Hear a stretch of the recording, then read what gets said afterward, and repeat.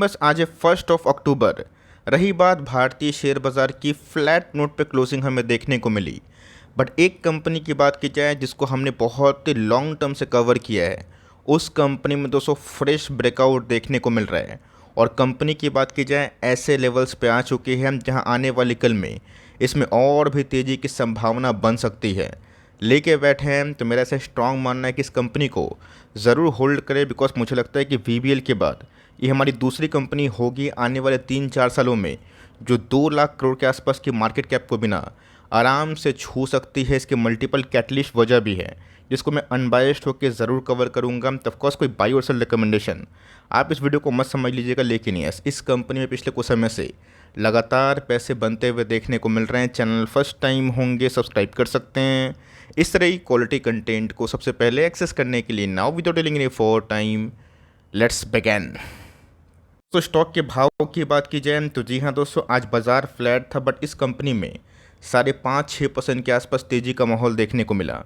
और कंपनी की बात की जाए फाइनली दोस्तों अपने पुराने हाई को तोड़ के ना नए हाई की तरफ बढ़ते हुए देखने को मिल रही। और एफआईआईज़ ने लास्ट क्वार्टर में अच्छा खासा स्टेक बढ़ाया भी था, तो स्टॉक एक समय बीच में गिर के बिलो 5000 भी आया था। और उसके बाद दोस्तों एक ऐसी न्यूज़ थी जहां बहुत लोग काफ़ी डर गए थे, पर जो डरा नहीं उनके पैसे लगातार बेसिस पे बन रहे हैं। मैंने प्रोफाइल की बात की जाए तो जी हाँ गाइस, बहुत स्मार्टली पैसे बनते हुए देखने को मिले। स्टॉक रिकवर भी किया, बिकॉज एक समय ऐसा था कि स्टॉक 6000 से गिर के काफ़ी नीचे आ चुकी थी। कल की प्रोफाइल की बात की जाए तो डिस्पाइट दोस्तों कंपनी 30% गिरने के बावजूद भी बहुत ही स्मार्ट वे से रिकवर करी और एक साल में गैस कंपनी 36% के आसपास पैसे बनाई है। ये बात लॉन्ग टर्म की तो जी हाँ दोस्तों, लॉन्ग टर्म में इस कंपनी ने ऑलमोस्ट 11 गुना के आसपास पैसे बना के दिए। और गैस मैंने आपको हमेशा ना अच्छी कंपनी में टिकने की बात कही है। नॉइस तो बीच बीच में आते हैं, बहुत लोगों ने पार्शियल प्रॉफिट बुक किया होगा, चलिए अच्छी बात है, बिकॉज नो वन नोस कि आने वाले कल में क्या घटना होता है। लेकिन दोस्तों इस क्राइसिस के बाद जहाँ पे आईटी रेट को लेके बड़ी न्यूज़ थी ना, वहाँ पे दोस्तों एक बड़ी अपडेट भी हमें देखने को मिल रही है, जिसका फल ये हुआ ना कि कंपनी लगातार अपने पुराने हाई को तोड़ के नए हाई की तरफ जा रही है। स्टॉक का नाम अगर आप देखिए पॉलीकैब इंडिया।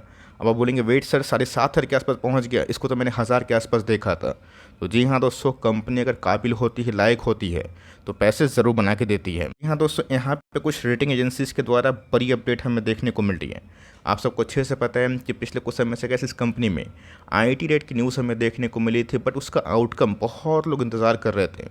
वो तो कैसे अभी तक आता हुआ देखने को नहीं मिला। लेकिन दोस्तों इंडिया का रेटिंग और रिसर्च की बात की जाए, उन्होंने कैसे फाइनली अपने आउटलुक को पॉजिटिव फ्रॉम द अर्लियर इसका टैग दे दिया। पहले क्या था दोस्तों, on watch with negative implications, लेकिन अभी के टाइम दोस्तों उस नेगेटिव इम्प्लीकेशन से ना आउटलुक क्या हो चुका है, पॉजिटिव।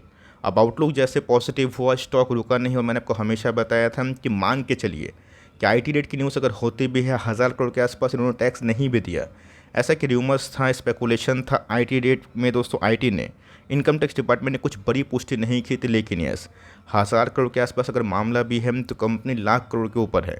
इनके सेल्स क्वार्टरली 4.5-5 करोड़ के आसपास है, जो बिल्कुल भी चिंता का विषय लॉन्ग टर्म में नहीं है। शॉर्ट टर्म में तो गैस कंपनी ऊपर नीचे होती है। तो जो भी गैस टैक्स डिमांड रिपोर्ट आया था, आईटी का सर्च हुआ था, उसमें गैस कोई भी बड़ी पुष्टि अभी तक देखने को नहीं मिली। और कंपनी के बैलेंस शीट गैस इतने मजबूत हैं कि आने वाले दिनों में इस चीज़ को आराम से टैकल कर सकती है। और यही दोस्तों एजेंसीज ने बोला भी है कि हम लोग इसको बहुत ही क्लोजली मॉनिटर करने वाले हैं। अब सिंपल सी बात, इसके पहले भी गैस वेरियस कंपनी में आईटी की रेट की न्यूज़ हुई थी, like example Manappuram, hero MotoCorp. और अपने देखा कि उसके बाद बहुत सारी कंपनीज ने वहाँ से काफ़ी अच्छे पैसे बना के दिए। तो गैस एक पहलू है कि चलिए रेटिंग एजेंसीज की बात की जाए, उनका जो तथ्य था नेगेटिव इम्प्लीकेशन से पॉजिटिव की तरफ शिफ्ट होता हुआ देखने को मिल रहा है। लेकिन दोस्तों रियल वैल्यू जो मैं कोई कंपनी को एनालिसिस करता हूँ ना, उनके सेल्स, उनके प्रॉफिट, उनके मार्जिन्स, उनके ब्रांड लॉयल्टी और आने वाले कल में कैसे प्रोमोटर्स की इंटीग्रिटी, ये भी बहुत इंपॉर्टेंट है।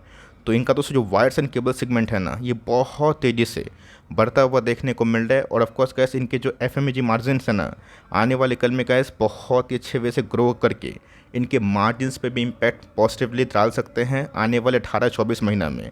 तो आने वाले कल में गैस हम लोग ये उम्मीद कर सकते हैं कि कंपनी का जो आरओसी है ना, आरओई है, वो भी काफ़ी पॉजिटिवली वे से कंटिन्यू होता हुआ दिखाई दे सकता है। अगर इस कंपनी का जो भी स्टैंड अभी के टाइम देखने को मिलता है वायर्स एंड केबल सेगमेंट से, उसका डिमांड बहुत ही स्ट्रॉन्ग है। खास करके इस भारतीय गवर्नमेंट ने जो इंफ्रास्ट्रक्चर डेवलपमेंट में बहुत ही पैसे खर्च किए हैं और बजट में हर साल दोस्तों जो कैपेक्स बढ़ता हुआ देखने को मिल रहा है इंफ्रा डेवलपमेंट में ना, इससे गैस पॉलीकैब, हैवल्स और कोई भी वायर्स एंड केबल्स के बिजनेस को बहुत ही पॉजिटिव इन्वायरमेंट मिलेगा, जो गैस आने वाले कल में इनके जो मैनेजमेंट है उनको बहुत ही ऑप्टिमिस्टिक फील दे रहा है। तो ओवरऑल देखा गया तो कंपनी के मार्जिन्स जो कि एफएमईजी बिजनेस से आते हैं उसमें एक्सपेंशन होने की संभावना है, और जो क्रेडिट रेटिंग से तो दोस्तों जो इम्पैक्ट हुआ था उसका भी तथ्य चेंज होता हुआ देखने को मिल रहा है। तो ओवरऑल अगर आप देखें ना तो कंपनी का फ्यूचर बहुत ही ब्राइट है और कंपनी का बैलेंस शीट ना अभी बहुत ही मजबूत है। तो देख के दोस्तों यूबीएस ने टारगेट्स को इनिशिएट करके बढ़ा दिया है। अब टारगेट से कैसे इन्फ्लुएंस मत हो जाइए। 7,300 से 15-20% का टारगेट लेके क्या करेंगे, लेकिन दोस्तों अगर सब कुछ सही रहा तो आने वाले 1-1.25 साल में कंपनी 10,000 के गोल्डन मार्क में पहुंचने की क्षमता रखती है, और सब कुछ सही रहा ना तो 3 सालों के अंदर ही दोस्तों मैक्स टू मैक्स 4 साल ये कंपनी का यहाँ से भी 2x का पोटेंशियल लगती है। अब बाज़ार में अप्स एंड डाउन्स आएगा तो उसको तो कोई भी चैलेंज नहीं कर सकता है कि स्टॉक आपका नहीं गिरेगा, लेकिन ये ऐसे स्टॉक गैस गिर की भागने की क्षमता ना उसका बैलेंस शीट होना चाहिए। कंपनी के भाव के बारे में तो मैंने बता दिया, कंपनी का मार्केट कैप कितना है 1,10,000 करोड़। और दोस्तों मैं आपको बताना चाहूँगा कि इस कंपनी को हम लोगों ने 12,000 करोड़ के आसपास की मार्केट कैप थी ना तब से लगातार कवरेज दी और बताया है कि इस कंपनी में जो पोटेंशियल बन रहा है ना उसको आप इग्नोर मत करें। और मुझे पता है कि बहुत लोग एसटीएफ कम्युनिटी से इस कंपनी को बहुत ही इनिशियली ग्रैब करके बैठे होंगे, बिकॉज इस कंपनी को लेके मैंने कम से कम 200 वीडियोस ऊपर बनाया होगा। बहुत लोगों को याद भी होगा तो कंपनी 1 साल का लो 3800, 1 साल के हाई की बात की जाए, लाइफ टाइम हाई की बात की जाए उधर पे चल रही है। अभी भी गैस प्राइस ट्रेंडिंग की बात की जाए 61 के आसपास, जो थोड़ा सा स्ट्रेच हुआ है but very very very expensive नहीं है as compare to other peers. रही बात कंपनी के ROC बहुत ही इंप्रेसिव है। कंपनी का फेस वैल्यू 10 है। कंपनी ने कैसे अभी तक कोई बोनस स्प्लिट नहीं दिया, जो मुझे लगता है कि आने वाले दिनों में बोनस स्प्लिट भी दे सकती है। कंपनी दोस्तों लगातार अपने सेल्स को इम्प्रूव कर रही है। TTM में कैसे कंपनी का सेल्स 18,848 करोड़ है, और मुझे कैसे पक्का यकीन है कि ये फिगर में हम लोग रिस्पेक्टिवली अच्छी खासी तेजी देख सकते हैं। रही बात नेट प्रॉफिट की तो मुझे लगता है कि इस पूरे फाइनेंशियल ईयर में इनके नेट प्रॉफिट मिनिमम 2,200 करोड़ और मैक्स टू मैक्स की बात की जाए 2,350 करोड़ इसी बीच पे रहने वाले हैं। ऐसा गैस मेरा अनुमान है, बिकॉज Q1 के नंबर्स थोड़े वीक थे और बहुत लोगों ने इसको सेल रेटिंग बोला था कि इसको 5,000 के नीचे ही खरीदिएगा।